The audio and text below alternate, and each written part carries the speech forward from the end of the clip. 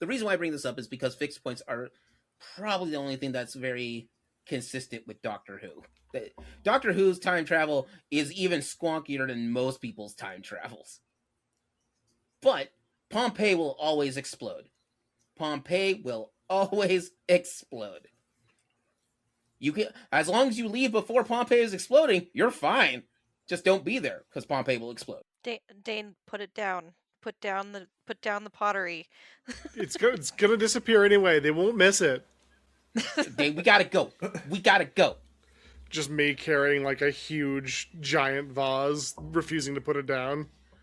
Like, Dane, literally, Pompeii is going to explode in like 10 minutes. We don't have the time to take all this pottery. I just need to put this in the time machine.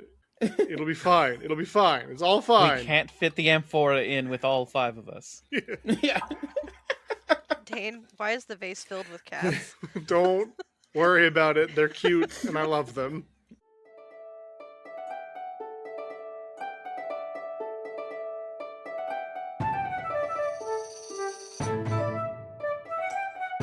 Just a reminder, this is a spoiler-heavy podcast. Different series that require a spoiler warning will be in the description. Hi everybody, and welcome to another episode of Gaming Theater Podcast. Today's episode, we're going to be talking about a very special and interesting topic that I kept saying the last couple of seasons that I'd get around to. So today is the day. What it is this is an episode about time travel, specifically the different types of time travel that we see in storytelling. I'll explain more about that as we go. To help me out with this particular subject, I have a few guests with me, and over to my right is going to be... Hi everyone, I'm Ben.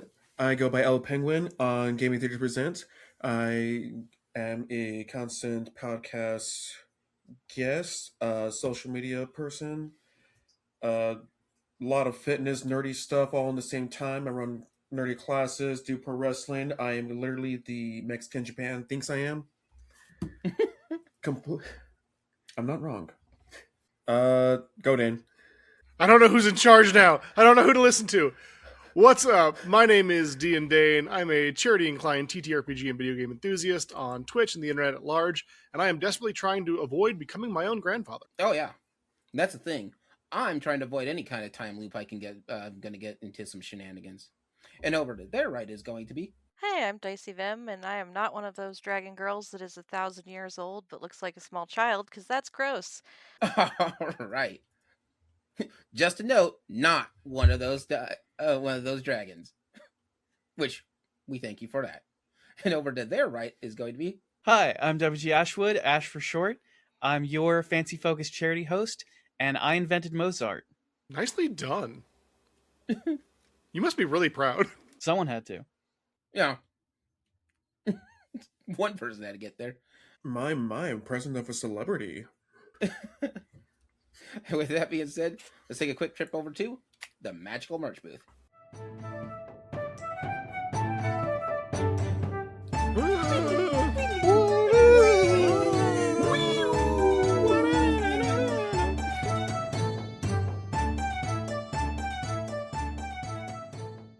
So here we are in the Magical Merch booth, and for today's Magical Merch booth, I just want to give a quick shout out to both Dicey, Ashwood, and DandDaine. You can find them various places over at Twitch, and I tend to try to keep up with letting people with when they're available for their streams. They do good charity work. There's fun streams. I have at least picked up 4 different games from watching their streams because it seemed fun. My current favorite one right now is RV There With You. That is a fun time. It's a fun game. Mm-hmm. Their scheduling is... What dates do you guys typically stream? I have a schedule that I do not adhere to in that I post. I go live way more often than it's listed, but you'll generally find me Sunday, Monday, and Thursday. You throw a rock at a 9 calendar PM and you'll Central find Standard Ashwood Time. audio. Sorry, what time Ashwood I interrupted? Sunday, Monday, Thursday at 9 p.m. Central Standard Time. Dice, what about you? I'm a little more predictable than that. Thank you. You can find me on Sundays where we play scary games, and Mondays we play board games. Come hang out. I go live Tuesdays and Thursdays, 7:30 p.m. Mountain Standard Time. I play a bunch of different games, so check it out. It's a fun time. With that being said, we are check out these guys over at any of their streaming stations. Typically, all on Twitch, I believe, right now, right? Yes. Yeah, at least Twitch, but other places at the same time, typically too. Twitch and Twitch-related places, I guess. Now, with that being said, let's go ahead and take a quick trip back to the show.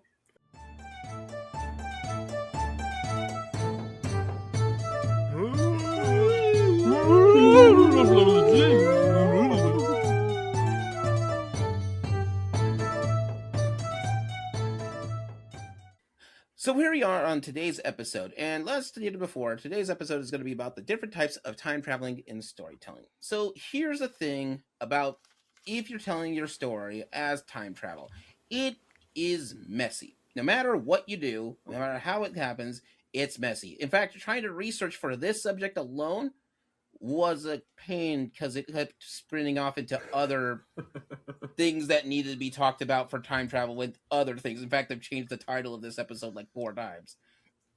Time travel is messy. We, as humans, have talked about time travel as a concept in general. Like I can trace back some of the earliest literature about time traveling back to as early as about the 1700s, which is funny because there's a particular poem that I know of, which is kind of sums up time travel in general, and it's called For Want of a Nail.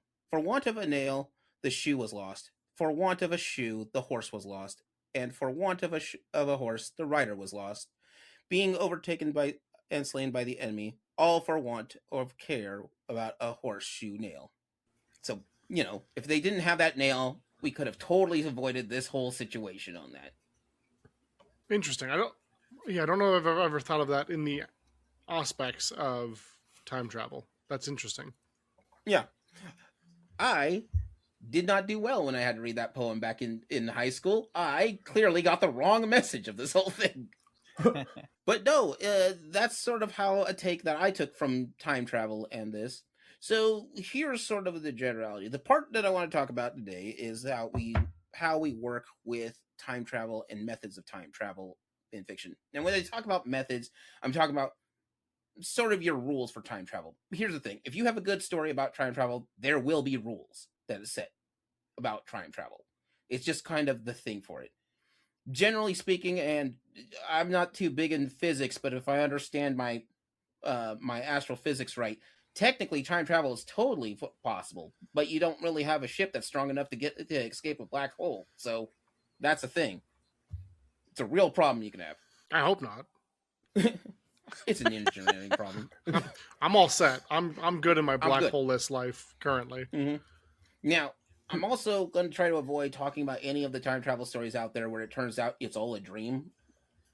Yeah, that's not a fan of that one. Plus, it doesn't really fit this vibe. So, when we're talking about time travel, there's 2 big things on there. How you get there, and if you create a paradox.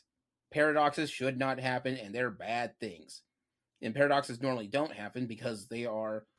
if everything's working right, you shouldn't have a paradox that breaks that breaks how time travel works. Probably the most famous one is the grandfather paradox.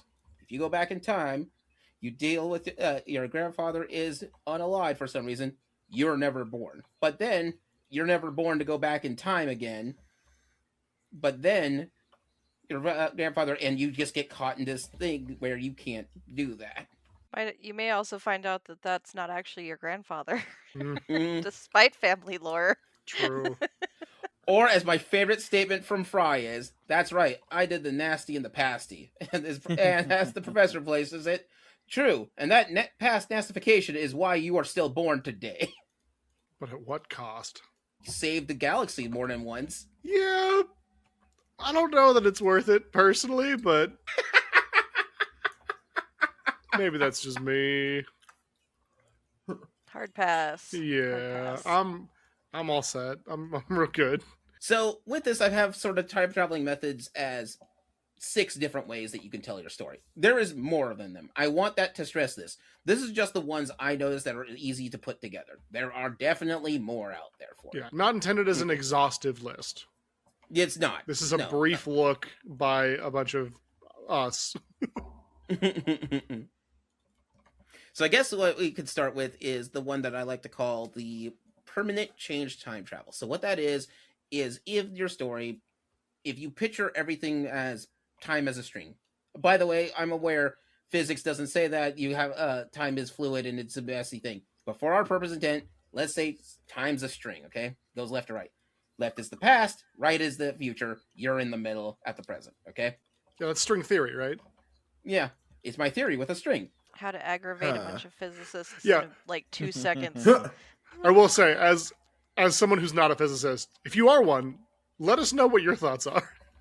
And if you feel the comment, that's fair. I'm not. This is not one of those. I'm gonna fight you on this. But yeah. So like, anytime you go back in time, if you have some kind of device to go back in time, what this is that it's basically time is always constant. You would go back in time, you make a change. Whatever that change is now your new timeline. Everything is stuck with that. Even you going back is still in effect. And then if you go back to so once you go back in time again, you can never go back to your original time. So for a good example of that one is Back to the Future. It's a real problem for that because especially in Back to the Future 2, when they went back in time, Biff Tannen goes back in time and gives himself an almanac from the future. I think it's Gray's almanac. I forget what the name of it is, but he gives himself an almanac in the future, which has all these sports betting things. So that way, Biff Tannen in the past could make all these bets to make himself really extremely wealthy. There's also a fun deleted scene where Biff in the future gets removed from existence because he's not there anymore in the known future. Now, what they have to do is try to set everything back as best as they can. You can't really get that, but because they have to. What is it? First, they have to figure out why what Biff did in the past to fix it, but they need to be as specific as possible because no matter what they do, they cannot stop that event from happening because Biff stole their time machine, and that's important to note. So they have to let enough of these things go, so they can have the time machine in the future. So that way they can go back in time, make sure that it exists, so they can go back in time to fix the problems that they have. First example, already kind of confusing. Yeah, I'm watching Back to the Future tomorrow night. I really wish I'd pushed that movie night up to brush Oh, up on man. this whole conundrum. You'll have to report back. Let us know what you find. So what happens is that you can only go back, and it's always constant. So like H.G. Wells' time machine, he can always go forward or back, but he cannot move. Whatever happens to that specific building where he has his time machine. So he can't. Any event that he does then will always affect whatever is going to happen in the future for it. Basically, that's sort of the big old cause and effect. You make a change here, whatever is going to happen afterwards, we're stuck with it. That's it. If you do it too much, you will just be trapped into this broken timeline that you have. So I really like the Futurama kind of play on that, where they had the forwards only time machine, and they just had Yeah. to keep looping the universe, and they're like, "Oh crap, it's 6 feet shorter in this one." Oh man. But yeah, and we'll get to that one because that's a very particular set of times space for that one. But probably another one is Eureka. If you guys ever watched that show, it was on Sci-Fi for a little bit. So something where towards the end where they end up going back in time to the 40s. But they have a kind of weird way to predict to stop the paradoxes because what happens is that they have a kind of a rubber band theory. The further out it is, the more that you can f with things, and then the closer you get to the time where you left in time, the less of an effect it has. So you going back in time yesterday isn't going to do much. You go back into time to the 40s, which is 80 plus years ago. That's going to affect a lot of stuff that happened in the 40s, but it'll start correcting itself as you go. But then we also have like Star Trek is a weird one. Almost any time they go back in time, whatever they change is permanent, which is hilarious to me. So if you don't know some Star Trek lore, there is a couple of people out there which are basically the guys that Starfleet hire to do work on the Prime Directive for time travel. There's a whole episode about them in Deep Space Nine, which is hilariously fun because they go back in time to classic Trek. And they're like, they get to the end of the episode, goes, okay, I don't think you guys mess with time that much, but you did mess with some stuff. And I forget who it was. I think Sisko's just postulates. He goes, well, if I messed with time then, it would be the time we're at now. So how would you know that we messed with time? Like, My favorite thing, he's like, nah, they're like, did you take anything? They follow Dane's rule, and I think it's taking something extremely minor and fast if you ever got a chance to go back in time. I cannot be trusted with the time machine. Yeah, I will steal. I will steal so much. And I'm upfront about that. So yeah. My favorite thing in Star Trek is, like, apparently if you're a ship captain, at some point you're going to go back in time. It's just a thing. He's like, well, yeah, so we went back in time and we ended up near the Enterprise. They're like, all right, which one? The Enterprise. They're like, oh, not that guy. He's broken the time stream like 15 times already. Man. Yeah, one of my favorite Star Trek movies is the one where they go back in time to this way before whales had gone extinct because they needed to save the whales. And Star so they Trek just 4, before H home. Exactly. Yeah, they just end up going back in time. They slingshot around the sun, I believe, in order to get enough spatial distortion to go back in time. So and that is a thing, and that is actually a thing, and only Spock can do it. Only Spock. Superman can do it. Yeah, Dicey, same side, same team. Oh my god. Okay, so, like, if you want, I actually did pump in the lore because that bothered me.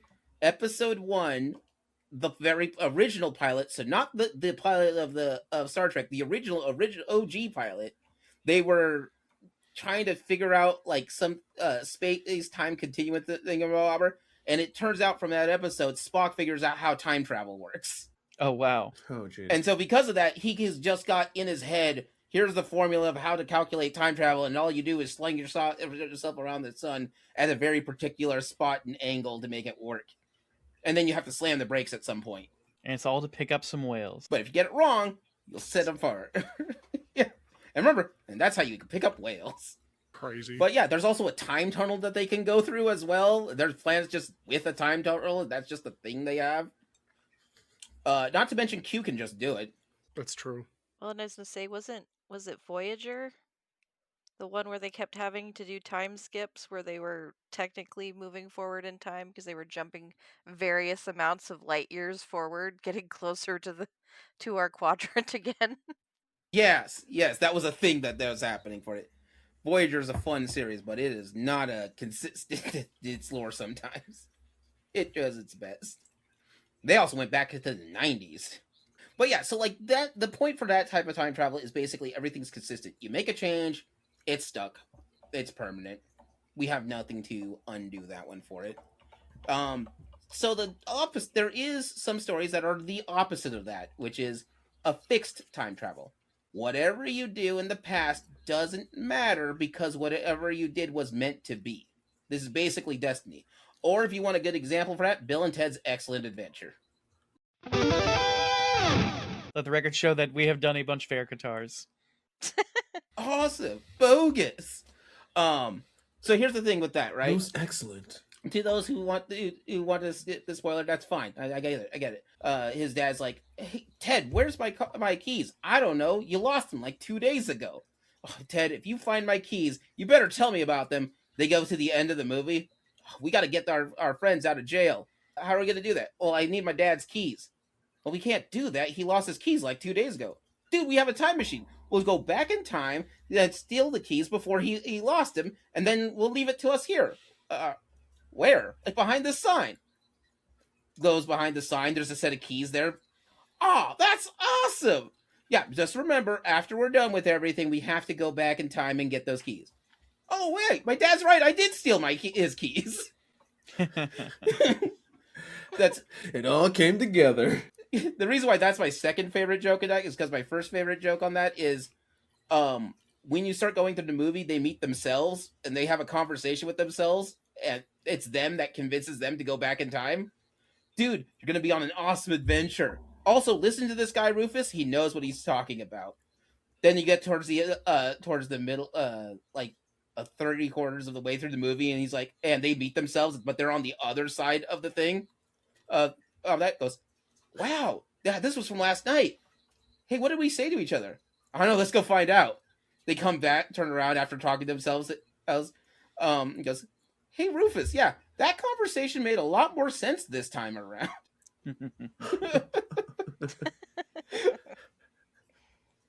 And I love it because he goes, oh, Ted, don't forget to wind your watch. And he's like, no, we got plenty of time left. No, you guys only have 2 hours left to get everything done, and time's still moving for you. Oh man, you forgot to wind your watch. Better go remind myself. Hey Ted, don't forget to wind your watch. I'm gonna guarantee you he's not doing it. But it's sort of, this is a take on the story. Like, the whole reason they have a time machine to use is because at this point in time in the time stream, they have to have a time machine to use to go back in time. I gave you a time machine, therefore I have to make sure to give you that time machine when we get here again. I think the fixed point in time, or the fixed point time travel, is also how they explain things away in Avengers, I believe. Is everything has to be fixed a certain way in order for events to carry on the way that this Avengers MCU, of course. Comics time travel, way different, way more confusing. The way more options. But they have to set up their time travel so that everything they change can get rerouted into the way that it was supposed to go. Mm-hmm. Yeah, and so like that is creating your own fixed point, because they know, and this has to deal with how Marvel deals with time travel. Every time you go back in time for something, it creates an alternate universe. That's how alternate universes are created in the MCU.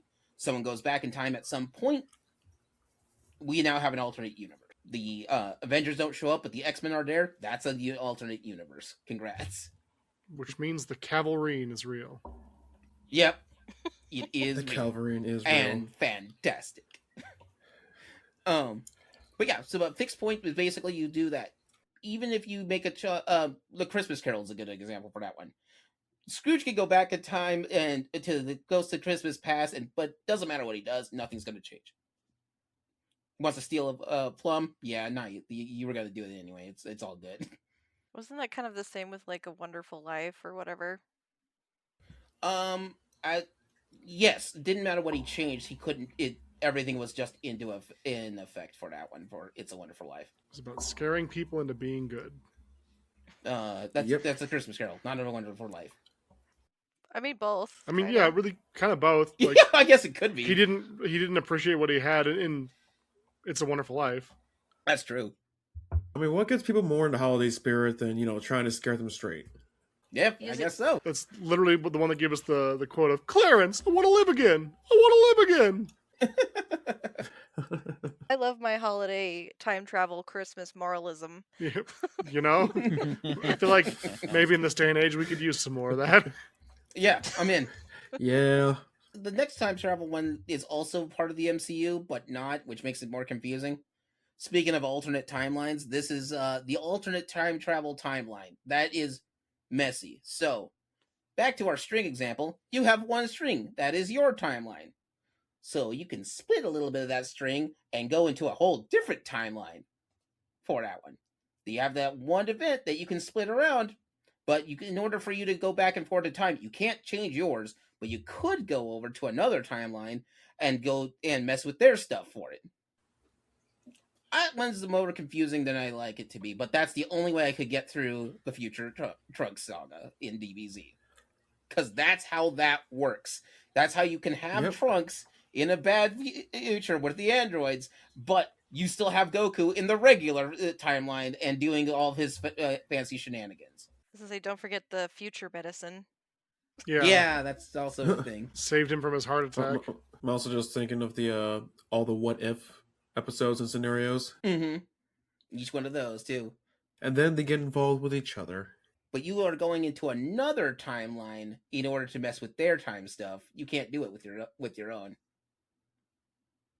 It's like, what is it? It's like if you two guys have it's like if I had a save game, I can't let you mess with my save game, but Ashwood over here is going to borrow my game and create a whole new save file. Same stuff happens in it, but he's going through it in a completely different way.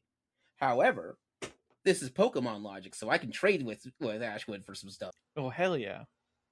As I say, doesn't this mean that this form of time travel is New Game Plus? Yeah, yeah, it is. So I take it, It's New Game Plus. This time I remember what I'm doing. Give me my confidence score in Persona 5 or else. Oh, that was the best way I could get that New Game Plus and get my confidence up. That and a wicked wiki. Mm-hmm. Now, sometimes you could go the opposite route. You can have a multiverse story that happens to be some of those places that happen to be you, but from a couple of days in the future. You ever see Sliders? Because that's what happened there. Yeah. Because Quinn Mallory, the guy who invents the ability to go into other universes, gets a message from himself in another universe that happens to be 2 months ahead of him when he figures out how to do the sliding through the universe thing. And he just says, yeah, here's the formula to how you do it. What? Don't worry, you get there eventually. It's just going to take another week. They also did that in My Little Pony. But to teach I you not to stress the small stuff. You It's know, true. I was more just thinking of the Buzz Lightyear movie and how they eventually found the right formula for time travel via a robot cat named Socks. But yeah, fixed points are an important thing. So a fixed point, and you will hear this come up in different time stories for it, is a spot in time that that no matter what you can do, no matter what happens, you can't undo this. For one reason or another, you cannot mess with this, or it'll always correct itself to some hilarious results. So fixed points are kind of an interesting thing. It basically, if you are going backwards and forwards through time, that part will always stay no matter what. It's like tying knots in your string theory. No matter what, this knot's going to be here. I could cut the string, I could tie it up differently, but this knot will always be here. The reason why I bring this up is because fixed points are probably the only thing that's very consistent with Doctor Who. Doctor Who's time travel is even squonkier than most people's time travels. But Pompeii will always explode. Pompeii will always explode. You can, as long as you leave before Pompeii is exploding, you're fine. Just don't be there because Pompeii will explode. Dane, put it down. Put down the pottery. It's gonna disappear anyway. They won't miss it. Dane, we gotta go. We gotta go. Just me carrying like a huge giant vase, refusing to put it down. Dane, literally, Pompeii is going to explode in like 10 minutes. We don't have the time to take all this pottery. I just need to put this in the time machine. It'll be fine. It'll be fine. It's all fine. We can't fit the amphora in with all 5 of us. Yeah. Dane, why is the vase filled with cats? Don't worry about it. They're cute and I love them. Okay, Oh my god. first off, no more Schrodinger's cats. No, these are Dane's cats now. Oh, that's fine, but we can't take that bias. We gotta go, buddy. But what? I just want to know what's in the box. All right. I just need to peek real quick. I was gonna say, I 100% believe that Dane is the reason Miyamoto Musashi had to use an oar because he stole his sword. 100%. I believe it. He would do it too. It'd happen. I'd probably take the ore too, though, if I'm being real with y'all. Like, I cannot be trusted. If we ever end up in time together, do not take your eyes off me. I will steal No, things. no. And if you're wondering if he's being facetious about it on this episode, I want you to know our episode in the past, season 1, episode 2, with the Musashi sword. First thing, one of the things in there is Dane let me know, hey, I can't be trusted with the time machine. I can't. I'm stealing stuff. I know who Like I am. A sandal Yeah. It could be from the sandal bearer. could who's be gonna anything. It doesn't even matter if it's important to history. I just think it's cool. I'm stealing so Respect. many light bulbs. Yeah, take that, Edison. Oh, what is it? But okay, so fixed points. Back to the thing is like these things will always happen. So if you want fixed points in the funny logic, Futurama has that. The Big Bang will always happen, and the Big Crush would happen because that's what happens when you get to the end of the fast forwarding time machine. When you get all the way to the end, it loops back around because there's the start point and the end point. Except that time in 1947 when Fry does the nasty and the pasty. That is also a fixed time. I hope we just don't end up in the cowboy universe. I will say the Forward Time Machine song Mhm. was a banger. Like that was Oh. a good song. It's so good. In the year 25. Honestly, the songs in that show are severely underrated. That's not the Oh, purpose they're of this amazing. episode, but like we could have an episode on the songs in Futurama because dang. I do know because I used to watch the DVD like commentary for that in one of the. It's in Bender's Big Score, and this is related to time travel for it because they knew that that Lars was going to be mature future Fry at some point, and they have a scene with he gets his job at the head museum with and he gets his job, and the person he meets is Charles de Gaulle. And they did that because they had an opportunity to do this really sappy song, which has a line in it about meeting spending time with Charles de Gaulle. Nail it. But also Futurama is very hardcore about it. When they say 13 seconds earlier, they mean exactly 13 seconds earlier. And I wish I knew where this was.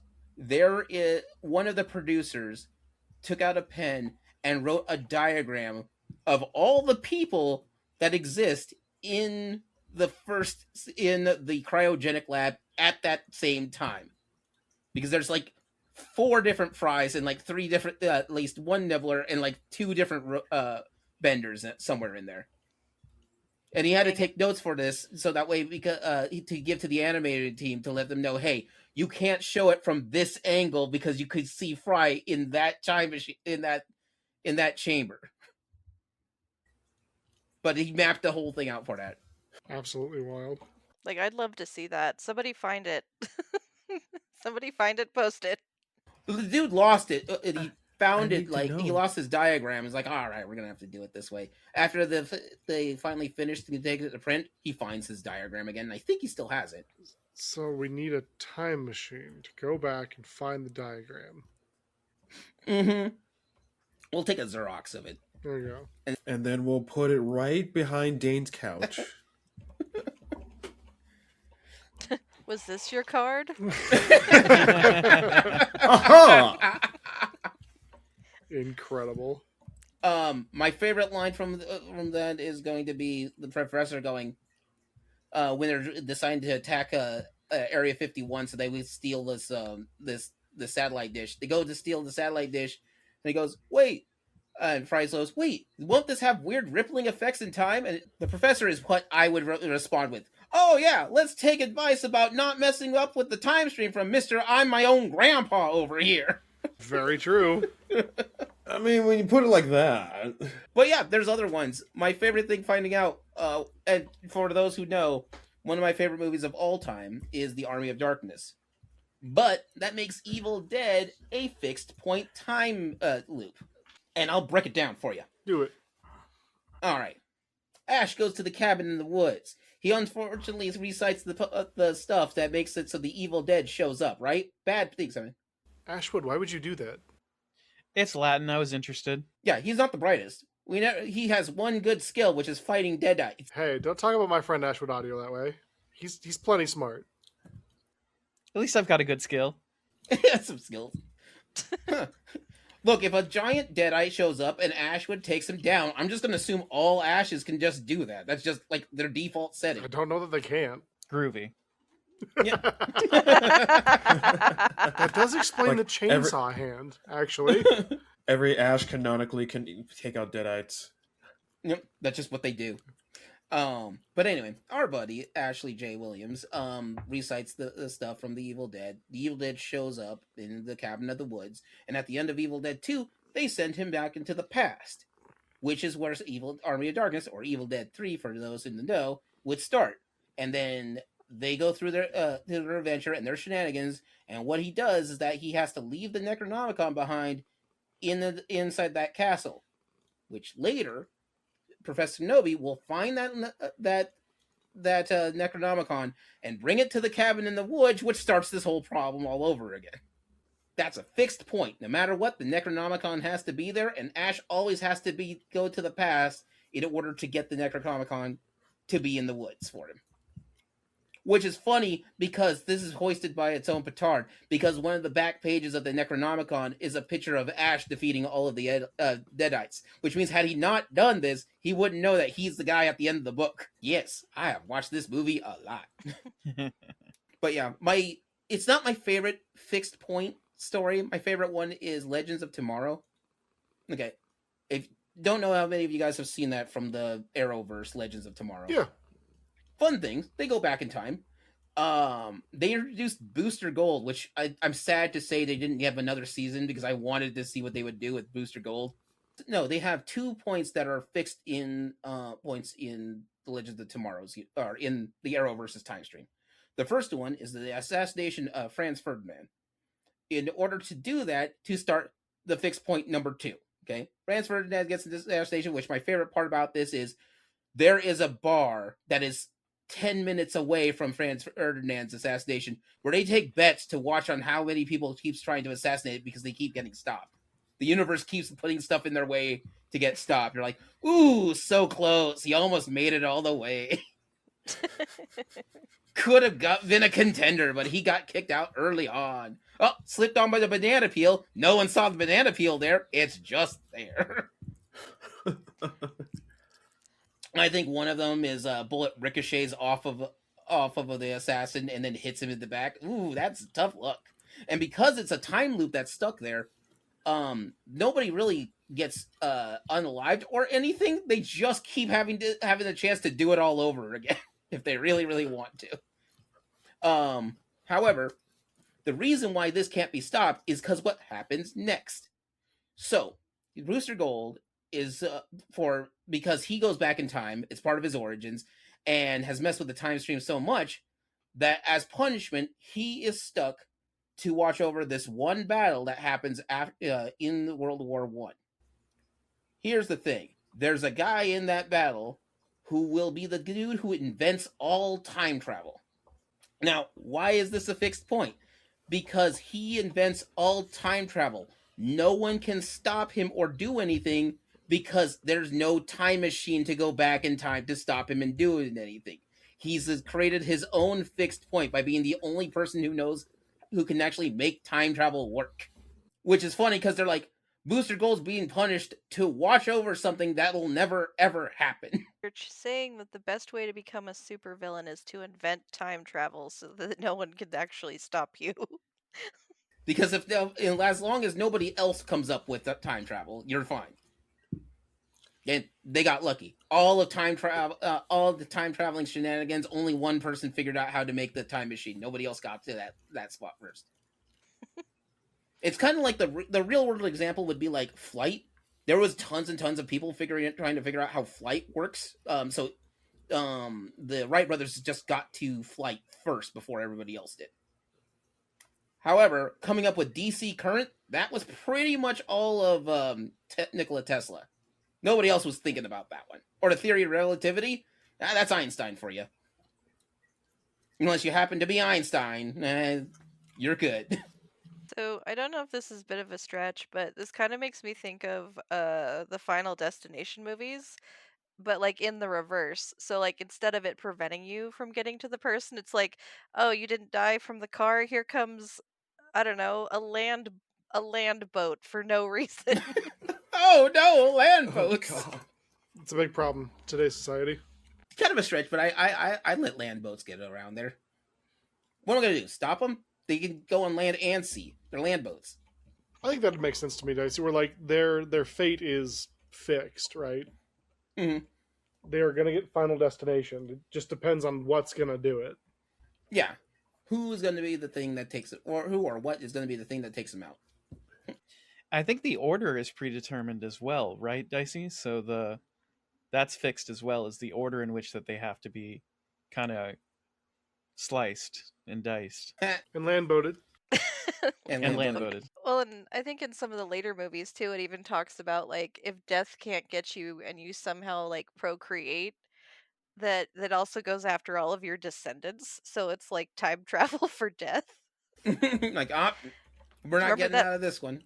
You remember that 1945 thing? Well, now we're gonna get you and all of your descendants because you weren't supposed to exist. It's got to come back for you.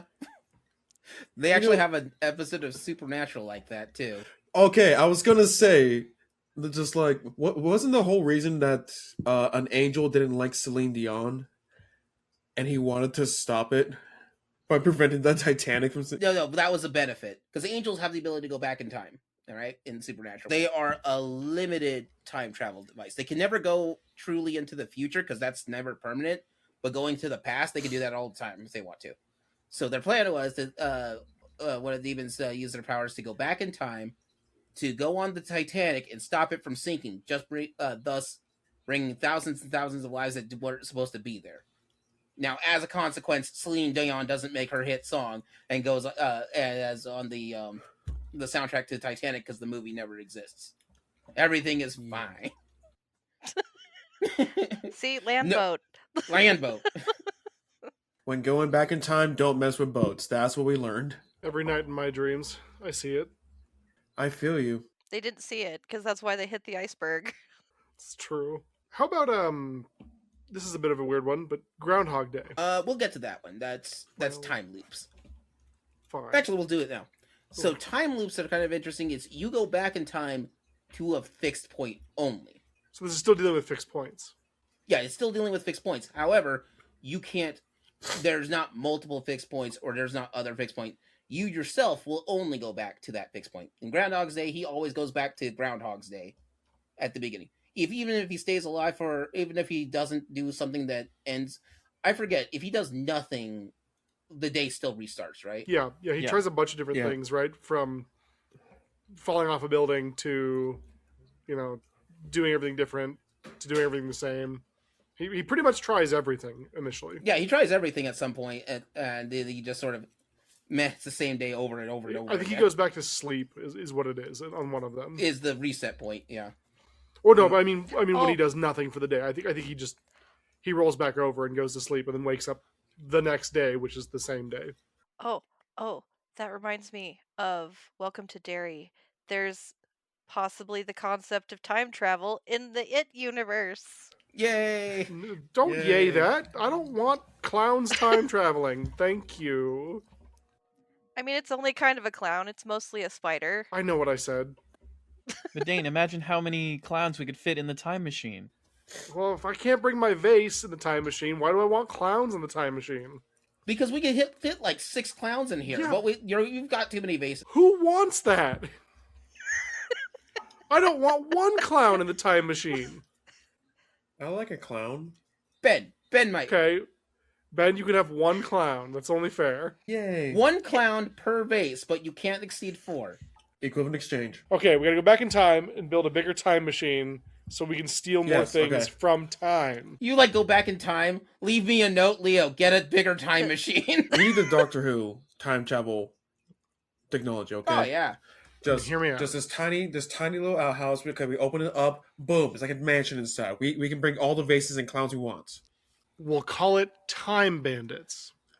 How's that for a segue? Ooh. I don't know if anyone else besides myself has seen the 1980 film Time Bandits. Sean Connery's in it, John Cleese, bunch of people. About a boy who joins a group.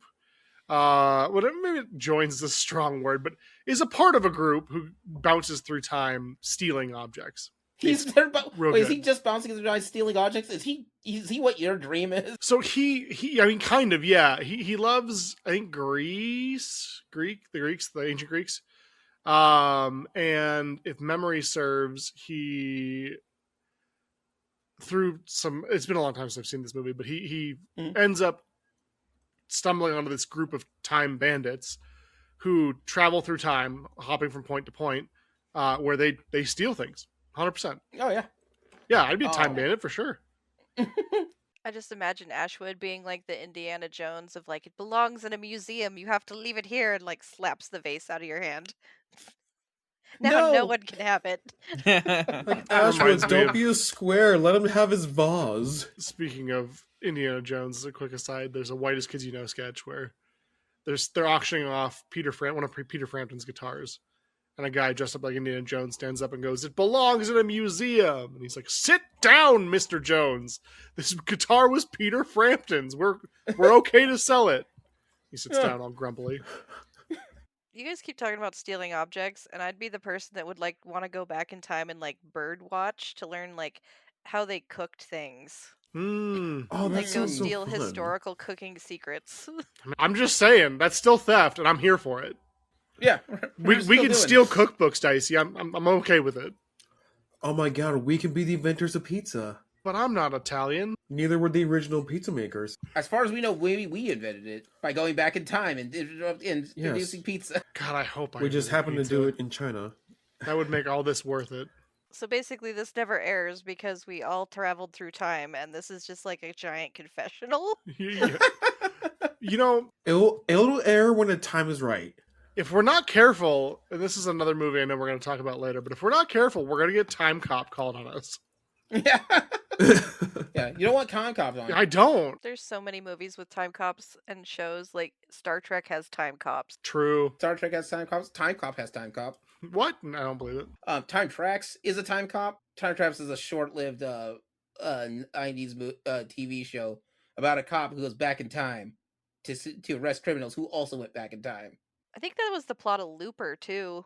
That sounds Like right. he was like the assassin for people that went back in time, and he killed them before they could affect time. But then he had to go back and kill himself as a young man. Rough, buddy. It was weird. Power Rangers had time cops. Yeah, they Power did. Rangers were time cops. It's time for Time Force. Me and Dane are on the same podcast. That means we got to bring up Power Rangers. We gotta bring up Power Rangers. We gotta! And honestly, like, Time Force is one. I mean, there's a lot of good ones. It's one of the better ones for sure. Time Force is one of the better ones from what I know. I do find it a little bit funny that, like, I'm pretty sure there's kind of a, if my memory serves, a reverse Futurama situation going on where I think Jen Scott's the first, or the pink, or not SPD, pink Time Force Ranger is dating a descendant of Wes, who is the Red Ranger from our time in the canon of that show. Yes. It's a situation. It is like yeah, and I think there's like, I don't think they ever go into the ramifications of it, but there probably should be. This actually just makes me realize that Sailor Moon is a time travel show. True. Oh yeah, that is. Oh, that's right. He dies. We're good. Time divergence solved. Which I do like, and like obviously this makes perfect sense for the show, and like it's a children's show with unlimited budget, so Yeah, we whatever. are thinking far too much into it. But like the actor who plays her boyfriend in the past or in the future, he's just the same guy with dyed hair who plays the Red Ranger from our time, and I love that. Honestly, I love that for her. Jen Scott deserves all the happiness, It's even just if the forward time machine. That's Yeah, all it is. yeah. It's the forward time machine again. It was on Hulu for a little bit. There was a movie called Palm Springs, which is also a time loop. It's just the time loop is weird because it happened at this wedding reception, and what happens is that if you fall you have to travel into this cave, and there's a energy force in the cave that's kind of a vacuum. It sucks you up, and that's what gets you stuck in this loop. And then once you're stuck in the loop, every time you fall asleep, you will do that. Our main protagonist, played by Andy Samberg, was still, what was it? He's like, my record so far is being awake for 10 days straight, but no, it got me too. interesting. They figure out how to best way to do it, blow it up. but you have to be in the caught in the explosion as well in order to make sure that you don't do a time loop. It's crazy. It's actually pretty funny though. He ends up becoming this this dude at the reception because he just learns everyone's coolest stuff, so that way he's bros with everybody. I mean, not a bad way to do it. I'm gonna move on to my last one I wanted to talk about, and then we'll get into some paradoxes, which is fixed point time travel. So it's the time traveler is the fixed point, not time traveling itself, if that makes sense. So what I mean is, imagine time travel as a string. This will come up, and this is actually where I get this metaphor is from the show Quantum Leap, because in the original series, you can only travel back in time as far as your birth. You cannot travel any further back. With exception. With exceptions, but they are wonky. I just hope the next jump is his jump home, you know? I hope so. It's just jump time. But yeah, so like you can go back in time, but you can only go back in time so far, or you're only limited to so much movement back in time for now.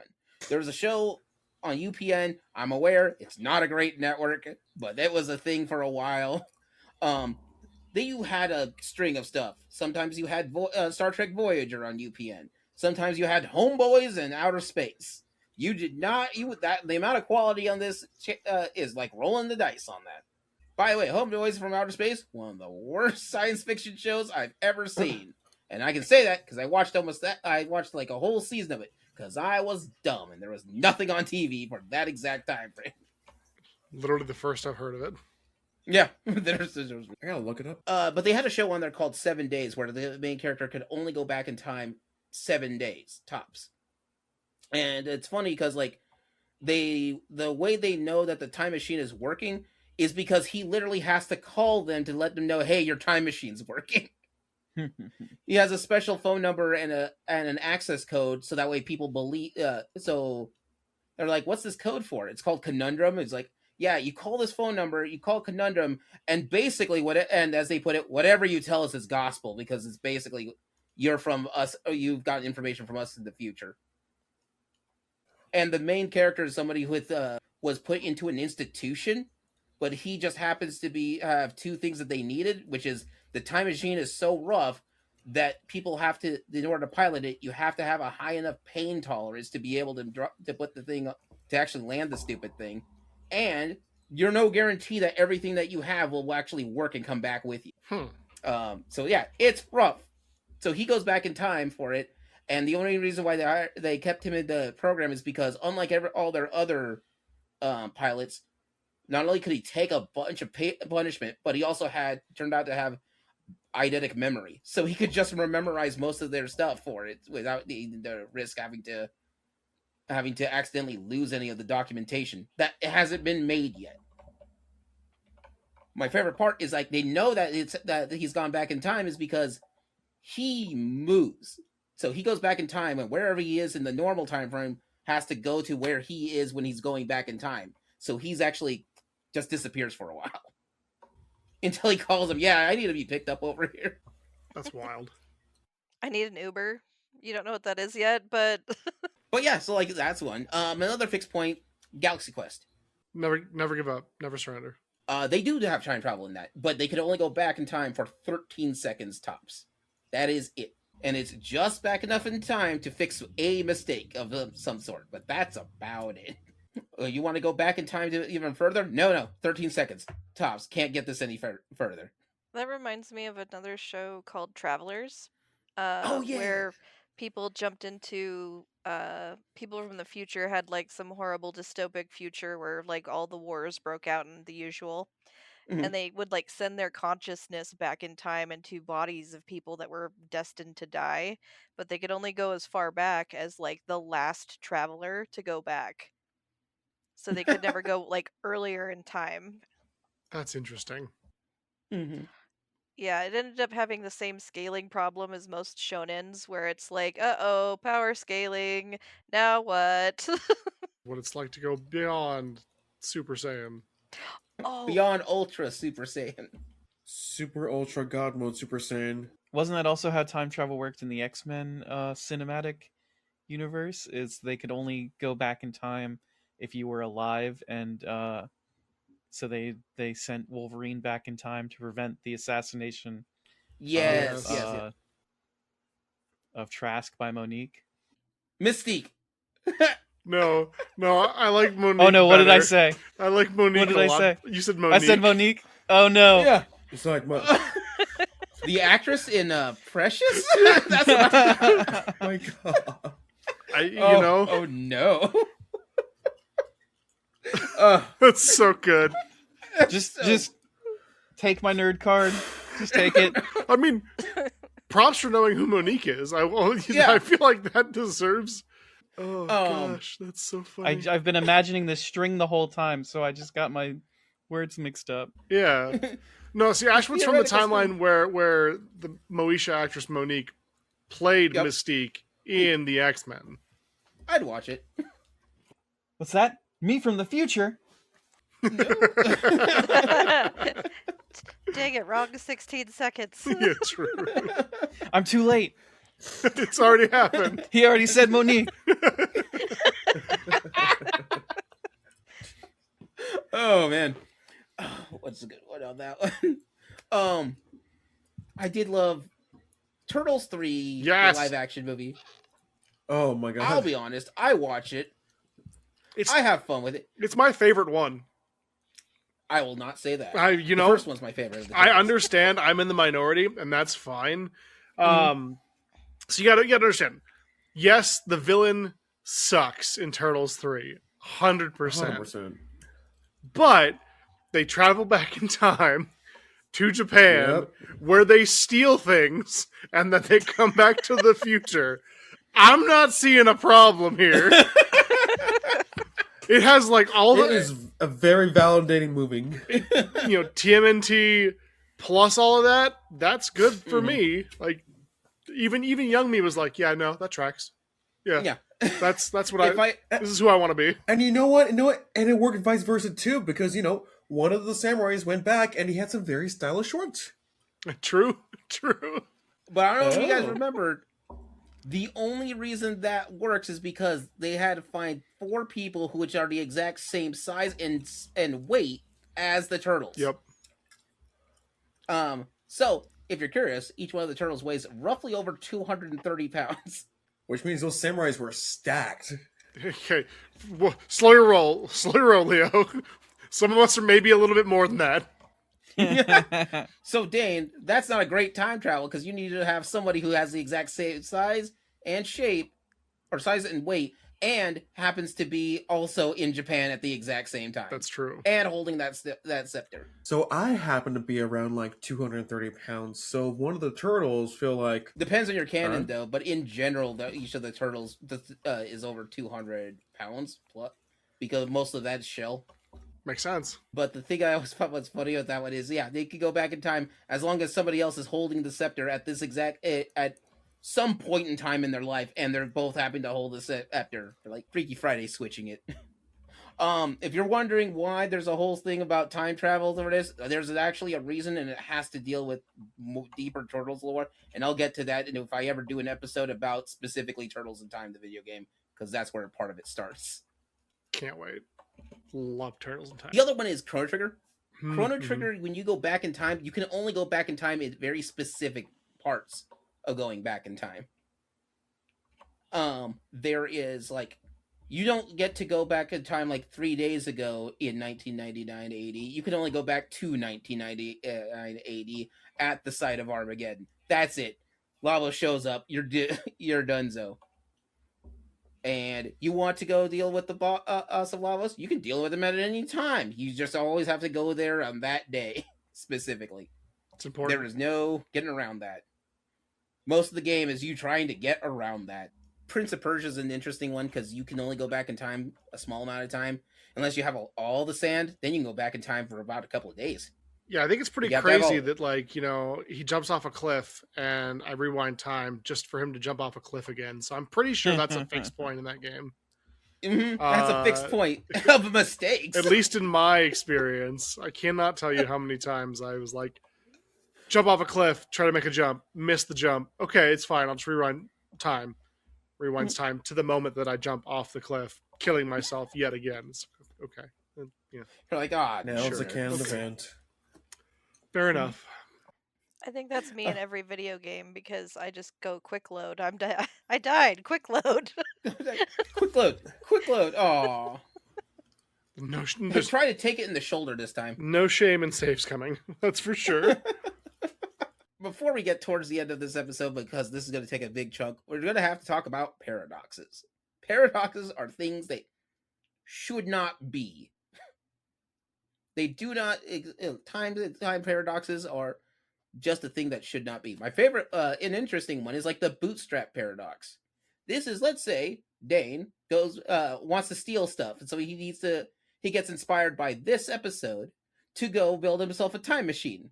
Dane figures out how to make a time machine, and then he starts stealing stuff. But now he's too tired of stealing stuff, so he has to make sure to go back in time to leave a reminder or a note. Hey, Dane, you got a podcast episode you need to record on.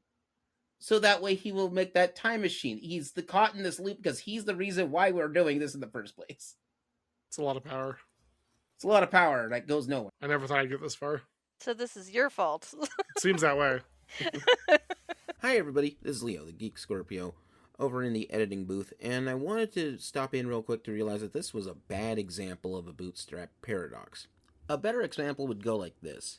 Let's say a piano falls on your significant other, and because of this, you decide that you're going to stop that piano from falling by creating a time machine. You build a time machine, you go back in time, you go upstairs to find out where that piano is, and it's horribly unsafe. You then try to secure the piano, but in doing so, the piano falls anyway, and takes out your significant other, starting the whole process back all over again. I hope this helps out. And with that being said, let's get back to the show. Look, there's only so many of us that have admitted to stealing stuff through time. I never said I stole things. I just said that I would steal things. There is a difference. You can't prove anything, Time Cop. No. That's the second paradox thing. Time cops. Basically, we got to keep the time stream perfectly fine. How do you do it? Time cops. You have a person who has nothing, who basically the whole job is to watch the time-space continuum unless there's funky shenanigans going out. You know, speaking of paradox, right? The character Paradox from, I guess, Deadpool and Wolverine, the TVA agent, also seen in, I think, Loki. I think he's in Loki. If not, the TVA is in Loki, so it's the same thing. It's going back to the Marvel Cinematic Universe, right? This time, the TV show side of things. I find very interesting that, like, there's a whole agency that is just like, yep, oh, this timeline got too fucky. Here's a grenade that murders time. Bye. Like, Yeah, we're out. we're gonna prune the timeline. To be fair, Futurama's solution is there's two people from the same timeline. One of them is doomed to go down. True. They get executed at some point, somewhere. There can They're on only a be ticking time clock. I was gonna say, didn't the coin flip universe survive somehow? Well, yeah, that's an alternate universe, though. But they survive by having their own box. That's true. It's the movie Bender's Big Score. The whole premise of the movie, which I love that they actually had to talk to some physicists to do. The writers talked to a bunch of physicists to figure this out, but they needed something that would come up with a paradoxless universe, and that was the thing, that a special code from God's computer that would be that you could use, and when you use it, it'll let you go back in time, and it doesn't matter. You're paradoxless. You going back in time doesn't affect anything for it. However, now there's two of you. That's the problem with that. And so, like, one of you is doomed to not make it to the end of this story. But, you know, you can take your chances. Yeah, good luck, other me. I'm pretty scrappy. I also love that anytime they go back in time in Futurama, their past self is always a jerk to their current self. Yeah. I think that tracks. Man, what an ass. I feel like past me would be like, this guy? Okay, I guess. I think I'd bully my past self. I think my past self would bully me, to be honest. 100% harass my past self. This is what we became? Okay. I guess. Do better. Like, you made me like this. And then we'll get into a spite. Let's say, no, I'm still gonna be like this because I'm not listening to you. That's true. I mean, that didn't work so well for I think it actually happened in to Cartman, when like some really like rich CEO guy, and for some reason got super into business and just wanted to do like baby Dookie like all over people's walls as revenge. And some businessman came up to him and I was like, you know what? You're on a really great path in order to do this, and you stay on this, I think you do really great in life. It's like, man, whatever, I do what I want. And the dude just turns into into a fat mechanic right after. It's like, oh, damn it!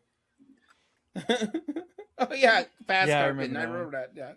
Yeah. I just want Mardi Gras bead Ashwood of last year to beat Mardi Gras bead Ashwood of this year. And then they fight. Sadly, there will be too many beads between their mouths to kiss. That's true. Yes. One day, my fan One fiction day. will come true. That's what you'll use your time travel powers for. Yeah. You're welcome, the universe. There's like 1/2 chapter on the Ashwood thing, and then the whole rest of it is just all the things he'll steal. Look, Call it It's just stealing looks a like a kiss. shopping list by the end of this. listen. You're not wrong. Words have meanings.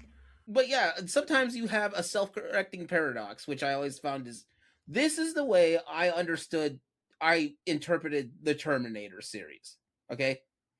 Before all the Terminator shenanigans, you had, oh no, robot uprising, and a guy named John Connor comes out of left field and helps everybody out. Because people forget this, but in the first movie they explained the humans were winning against all the robots. The robots picked up a Hail Mary like, all right, okay, we're gonna lose this war. Do you have any ideas? Time travel. Bill, you're drunk. But I'm out of other options, so let's do this. And they build a time machine. And then he sends Kyle Reese back in time. You don't know if John Connor knows if that Kyle Reese is his father in the first movie. But now, because the Terminator is going through, taking out anybody whose name is Sarah and Connor. Literally doesn't have a whole lot of instructions for this one. And then when he goes back, takes out we get to our heroine, Sarah Connor, who happens to be the one who beats down the Terminator.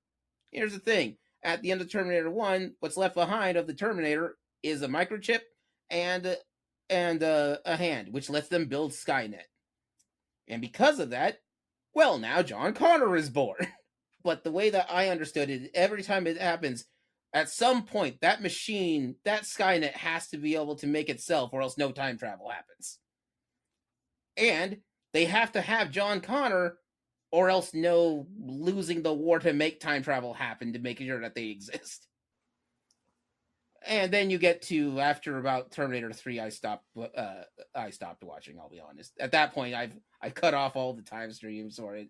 I saw Genesis, it was terrible. I saw, and I have not seen the last movie on that series for good reason. Time stream falls in a forest and no one's around. Does it make a sound? I like to believe, or like it sounds like it's imploding. I'm just thinking of the Flashpoint paradox right now. And I was like, he just wanted to save his mom, and my god, did things just go downhill. Damn it, Barry. Yeah, the butterfly effect is wild. You save one mom and it turns the entire world evil. Yeah. True. Oh, what is it? Makes me. It's from Rick and Morty. They have their time cops in there, and it makes me laugh. Every time it's like, what is it? Just watching those two wail on a guy. Just don't go messing with time. Yeah. And then they just leave. That's their plan. It works. Except for that time when they meant to beat up Rick and instead they beat up Albert Einstein. He goes, no, I will mess with time. Starts working on physics formulas. Now that's spite right there. No. This is happening. I respect it. The snake episode is, I don't know why, Oh god. but it is always my favorite episode. The launching the snake Rick and into Morty. space.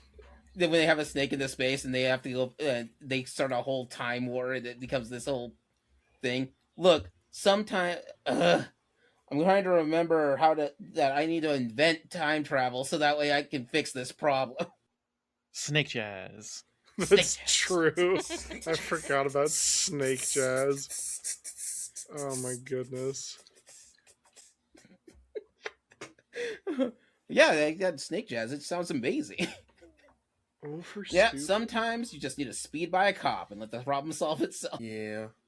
Not a time cop. Time cops.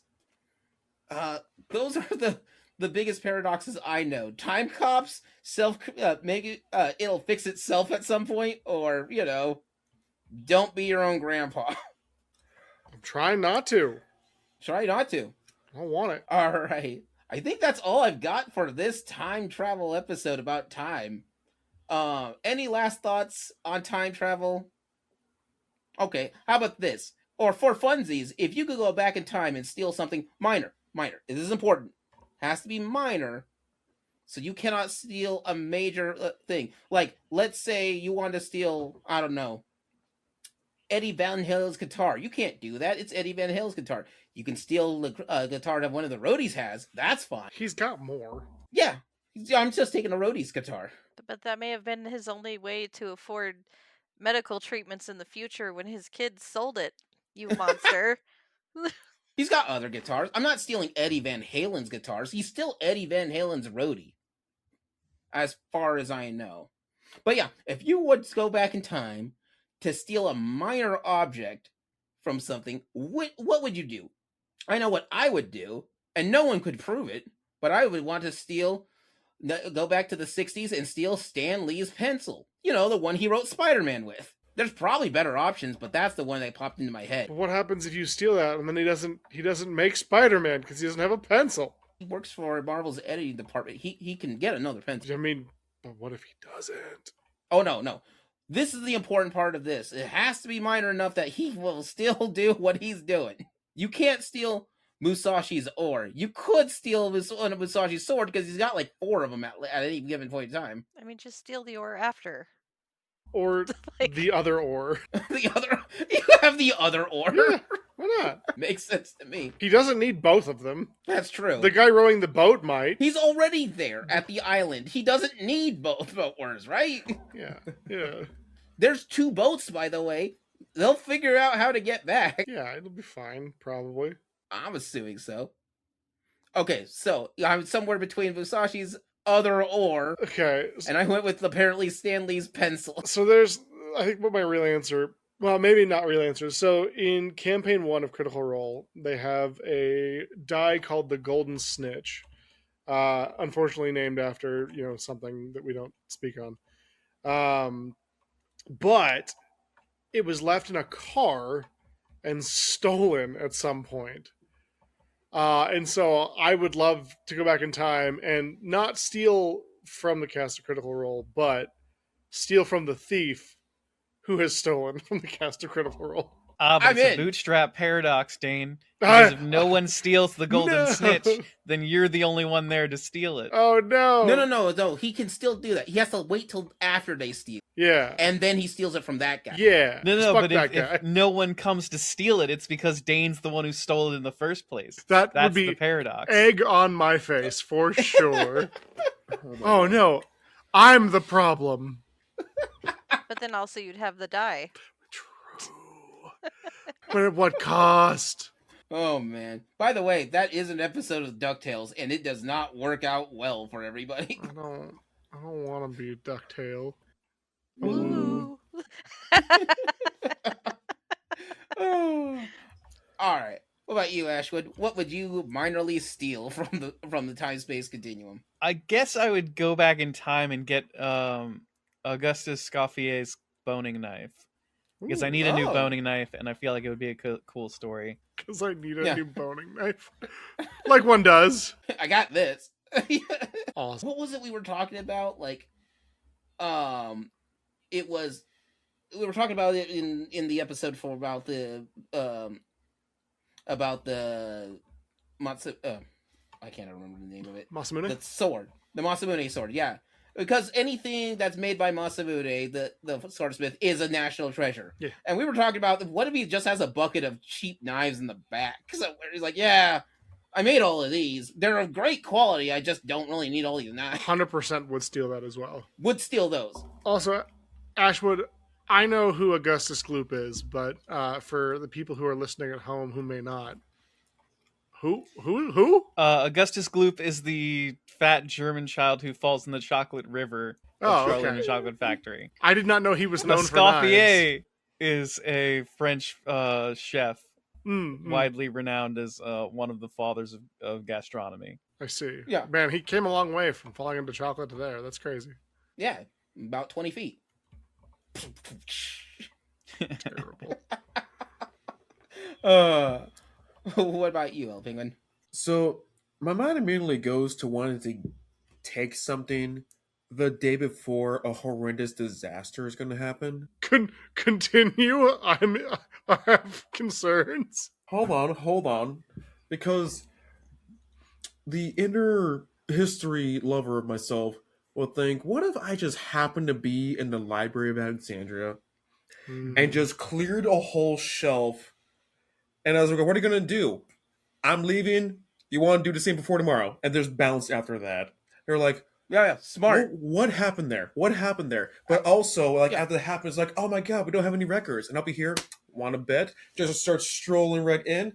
All right, so I got something from R to S, and I think we got some good shit here. Okay, let's... I can't read it, but I will figure it out at some point.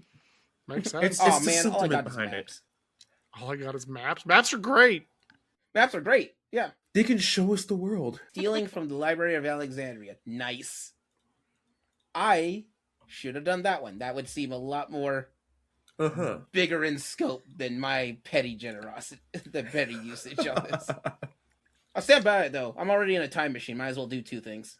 I mean, you got time to do a bunch. I got time to mess with time. All right.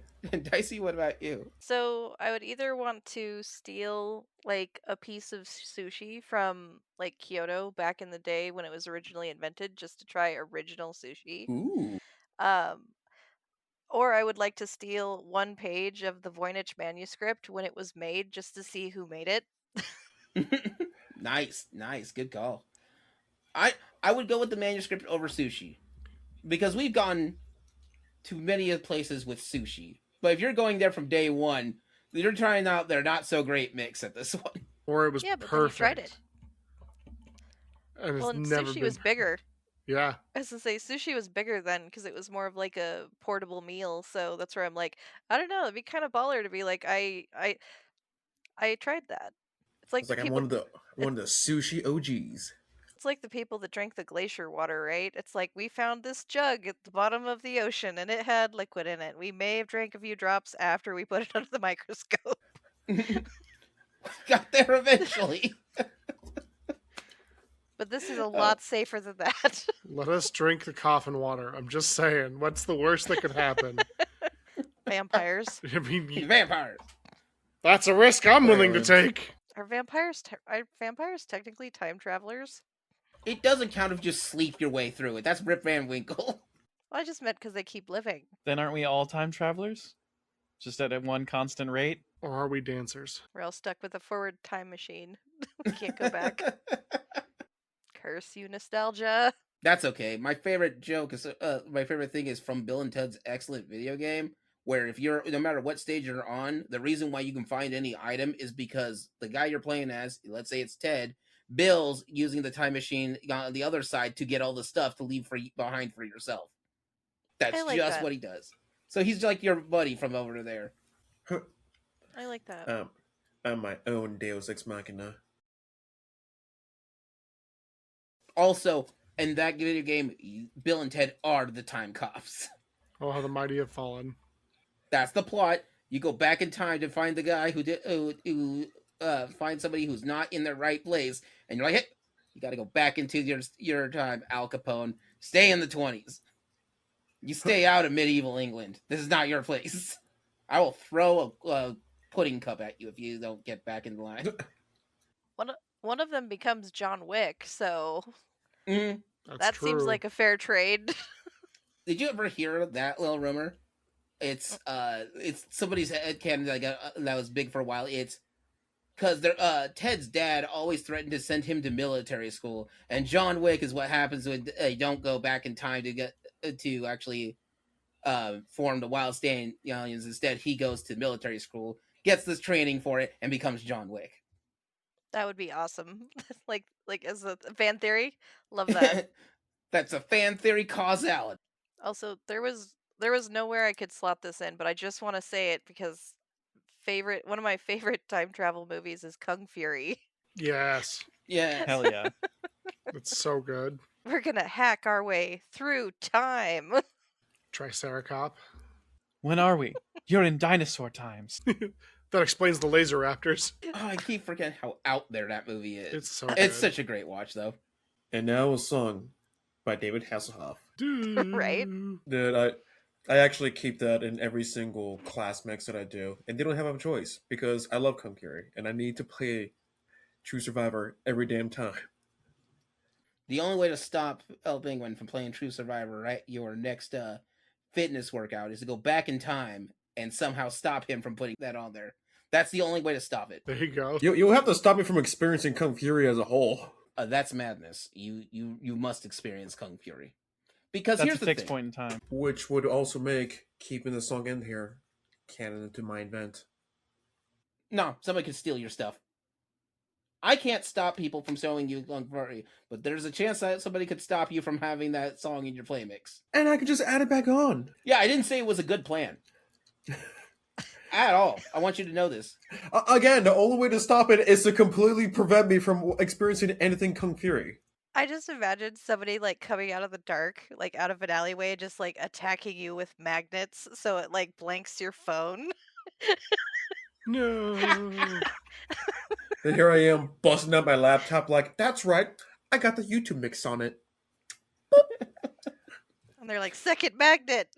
Second magnet. I got throat beamed with a bunch of magnets. What? Why? All right. Unless anybody has any last things to say real quick. Our next episode will be available on March 20th. Which is the future. Ooh. Or the past, depending on when you signed up for this. That is true. Depending on when you listen to this episode, and preferably before the next episode, this will either be the future or the past for your future or past. Time travel. It's a trip. With that being said, this is Gaming Theater Podcast logging out. Bye, everybody. Bye.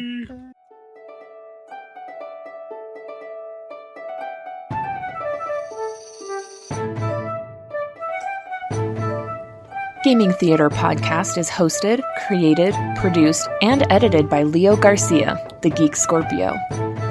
Our music is A Drinking Game. Stock media provided by Stormwave Audio /Pond5. Our cover art is by Adam Parker. You can find him at ParkerGFX on Twitter. If you want to send us some money to help with these episodes, you can do so at patreon.com/gamingtheaterpresents. Want to send support that doesn't hit your wallet? Please leave a review with wherever you hear your podcasts and share our podcast with your friends. It really helps out. Thank you for listening.